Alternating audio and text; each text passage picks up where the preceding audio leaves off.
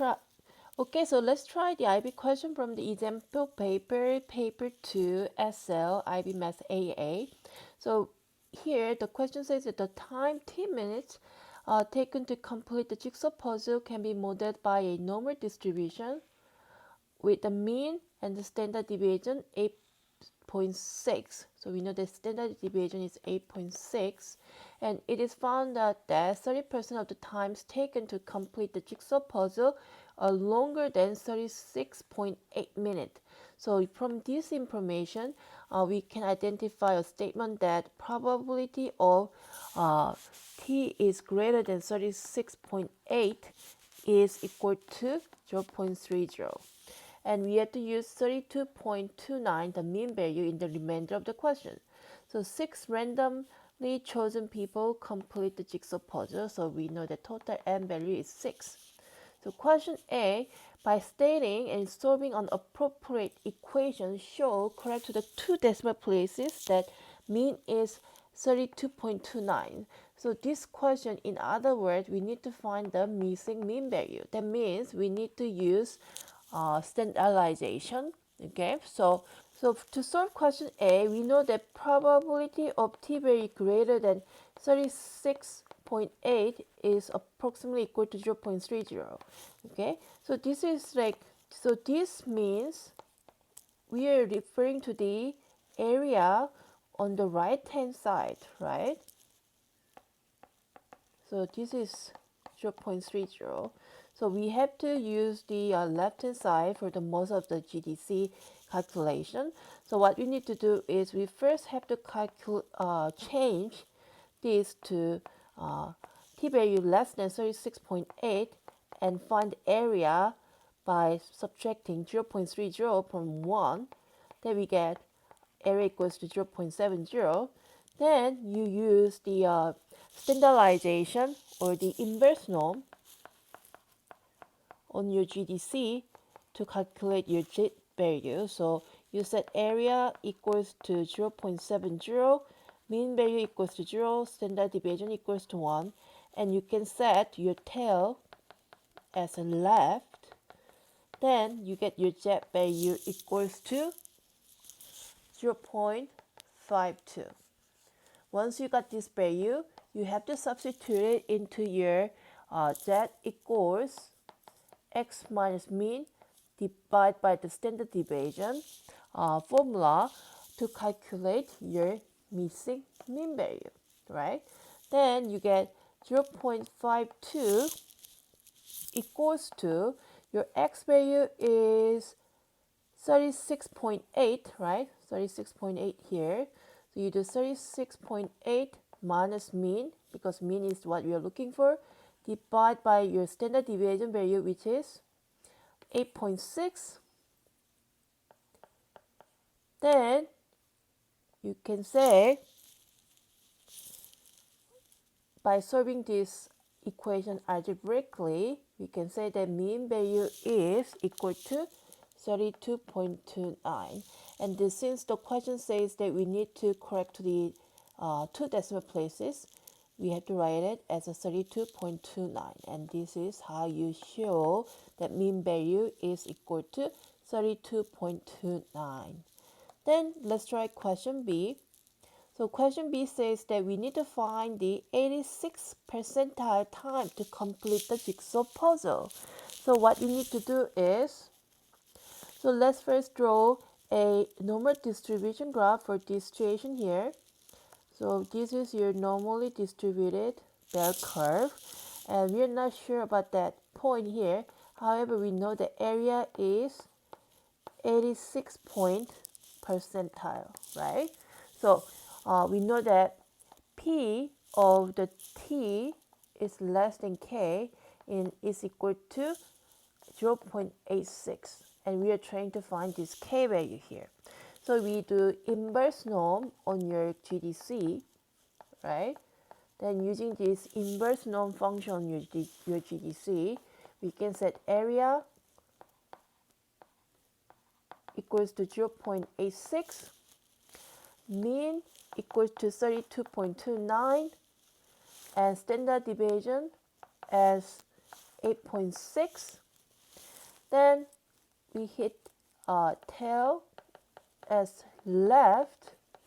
Then you can calculate your K value as 41.6, right? Then question C, we need to find the probability that a randomly chosen person will take more than 30 minutes to complete the jigsaw puzzle, right? So question C, since we are trying to find the probability that a randomly chosen person will take more than 30 minutes, let's set the probability equation. So we do P of the T is greater than 30, and we need to find this area, right? So since this is a normally distributed case, then we have to do normal CDF on your GDC, right? Then we do t value is t value is greater than 30, so we know that our lower boundary is 30. Upper boundary is not set, so we have to do the maximum value. You have to use the maximum value that can be used with the GDC, so which is 10 to 99. Then we do mean value equals to 32.99. Standard deviation equals to 8.6. Then we can say our probability that t is greater than 30 is approximately 0.60498. So we can say its value is 0.605. Okay. Then question D. We need to find the probability that at least 5 of them will take more than 30 minutes to complete the jigsaw puzzle, right? So this is a binomial distribution. So we have to set binomial, right? So we use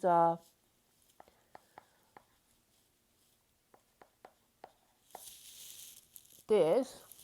So why we do this? Because we know that we need to calculate the probability that at least 5 of them will take more than the 30 minutes to complete the jigsaw puzzle, right? So this is the probability that time will take more than 30 minutes, and this is your maximum x value, right? So we are doing probability that x is greater than or equal to 5. So we need to find the case where x is equal to 5 and the case where x is equal to 6. And this means it is same as 1 minus probability that x is less than or equal to 4, right? And then using your GDC, we can calculate that the answer. Then using your GDC, we can calculate the answer as 0.241. Then let's try question E. Having spent 25 minutes attempting the jigsaw puzzle, a randomly chosen person had not yet completed the puzzle. We need to find the probability that this person will take more than 30 minutes to complete the jigsaw puzzle. So having spent 25 minutes attempting the jigsaw puzzle, this is a given condition, right? And we need to find the probability that when this condition is given, when we need to find the probability that this person will take more than 30 minutes. So this means we have to use the conditional probability concept, right? So we have to do we have to calculate we have to calculate the probability that the t is greater than 30 bar when t is greater than or equal to 25, right? Then this is same as that probability that time is greater than 30 intersecting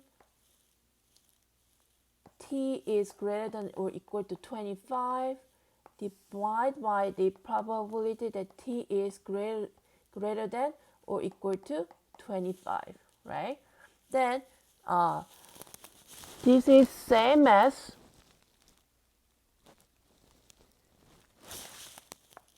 probability that t is greater than 30, right? Because think about this, right?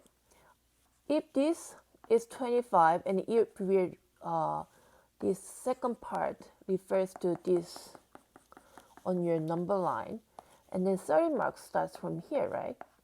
Then the t greater than 30 intersect t greater than or equal to 25 only refers to t greater than 30. So we can simplify the numerator as a probability that t is greater than 30. And then the denominator is still probability that t is greater than or equal to 25, right? Then we already know the probability that t is greater than 30 as the 0.6005 from your question C, right? Actually, we have to use all the decimal places. Right? We always have to use all the decimal places. So we have to do 0.6049, right? And then when the t is greater than or equal to 25, we have to use the normal CDF to calculate the value, right? Then we get 0.8016 as the probability that t is greater than or equal to 25. Then we get the value 0.255, and this is your answer.